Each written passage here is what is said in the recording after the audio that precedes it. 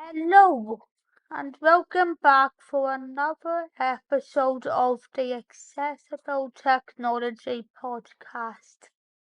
I'm your host, Phoebes Lau, and this is a podcast all about how we can keep on making everyday technology more accessible for disabled people, as well as covering what technology is the most accessible and the least accessible, and where I also sometimes give details on how technology companies can keep on making their technology even more accessible.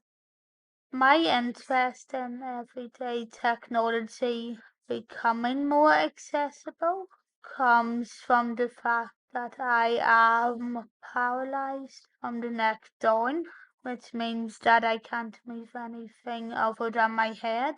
And for that reason, I use a chopstick and a stylus to use technology, as I can't do it by any other means.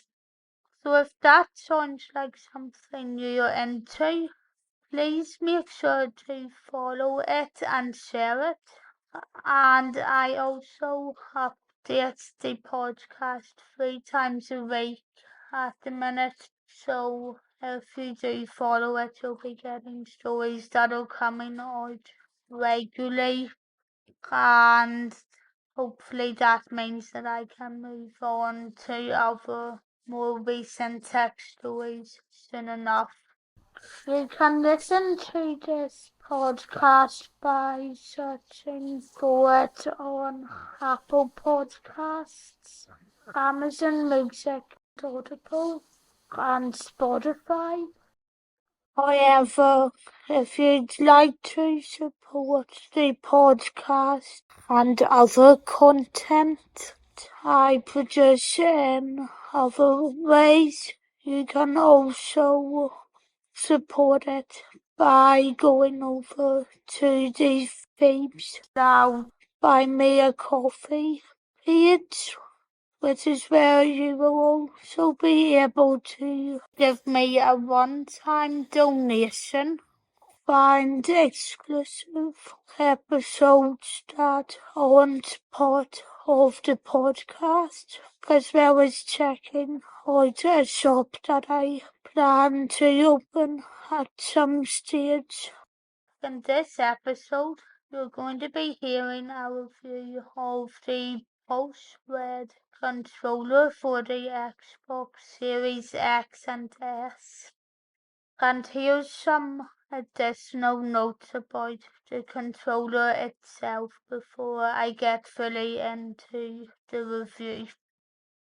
So the Xbox Pulse Red controller for the Xbox Series X and S was first released on the 12th of February 2021, and other devices it is also compatible with include Android and Apple devices, as well as Xbox Ones and Windows 10 PCs. It does come with batteries, but you can get up to 40 hours battery usage, and that comes close to the battery packs that you can buy in as well for Xbox controllers, so you can get a good amount of usage from them.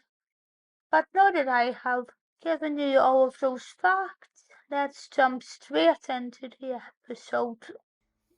So starting with the box, you have the Xbox logo at the top with a picture of the controller itself in the middle of the box beside the words Pulse Red, which are in the same colour as the controller itself.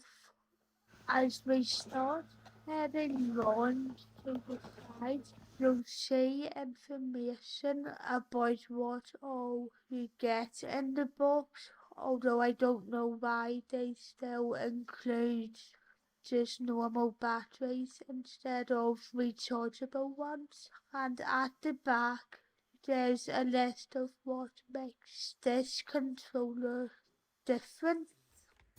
The box is easy to open, and even when doing my user test, I actually found each of the buttons much nicer.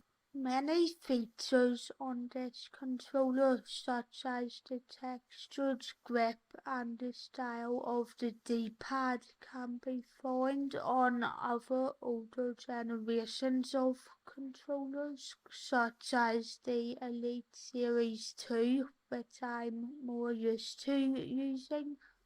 But what makes this controller new is the new share button in the middle. This means you can share your favorite gaming moments with your friends, and it's actually one of my favorite features on it. You also have a white back, and while many people don't like this because of sweating reasons and want it to be either red or black, I find it doesn't really bother me because I clamp it to something anyway to help me play. The Series X and S controller is also meant to be smaller than previous generations of controllers, but either way, it does have backwards compatibility and works on Xbox One as well as the Series X and S. So I've been using my controller on my Xbox One S recently, and it's even better now that I've recently got a new 4K TV. But what do I think about it overall? So starting on the side of things that I like about it, the buttons are very easy to press, and I actually think they're nicer to press than the Elite Series 2 controller, although that might only be because I've been using the Elite a lot more often, and I've only really tried the new Series X and S controller recently. Some other things I like about it is the fact that I now have the share button, so I can include more clips when I start looking more into gaming videos. And as well as that, I also like how you can plug in and play if you want to just use rechargeable batteries instead of the batteries that are actually included. I also like how the swap sticks option in Xbox accessories is automatically still set up when you swap over to your new controller. But while there are a lot of things that are good about this controller, there's still a couple of things which aren't as good as the Xbox Elite Series 2, or at least in my opinion, they aren't as good. So one of these things is that I find that when I'm logging in to my Xbox account, I have to use the left stick, even though I have swap sticks set up. And what's annoying about this is that I am right-mouthed instead of right-handed, and it just makes it a wee bit difficult for me to switch over and to click on all of the right things, which I find it takes me a couple of times to do.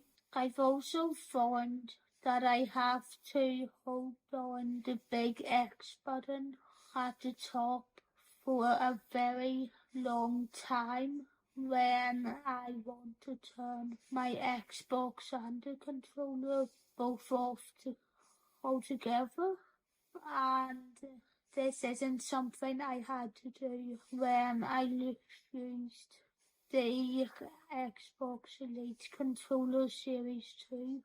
So if anyone's out there and if it's only happening on the 1S because it's simply just 1S, then please tell me. I would just be interested in knowing if it's just one console that does it, or if it's something that has affected anyone else. So now that you've heard my review, what are your thoughts on the Xbox Pulse-Red controller for the Xbox Series X and S? And do you find it interesting how you can also connect it to an Xbox One? Have you bought it before, and do you have any experiences using it? And if you did, what did you like or dislike about it? Or do you find it the same as any other controller, as some people have said to me before? If you would like to pass on any of your thoughts, you can include them in a review wherever you're listening to this on, as well as via the contact pages over on my Phoebes Loud Tech Reviews site, pltechreviews.co.uk, or on my other website, phoebeloud.com. If you're interested in watching my other videos on accessible technology, you can find all of them by searching for PL Tech Reviews on YouTube. But if you would also like to see my film, TV, theatre reviews, political videos, and accessible tourism reviews, you can find all of them by searching for Phoebes Loud Journalism on YouTube. And if you would also like to find video-free versions of them, if you don't have time to watch the videos, you can find the podcast for all of them by searching for the Phoebes Loud podcast on all of the same destinations as you can listen to this podcast on. But of course, there is also the Buy Me a Coffee page.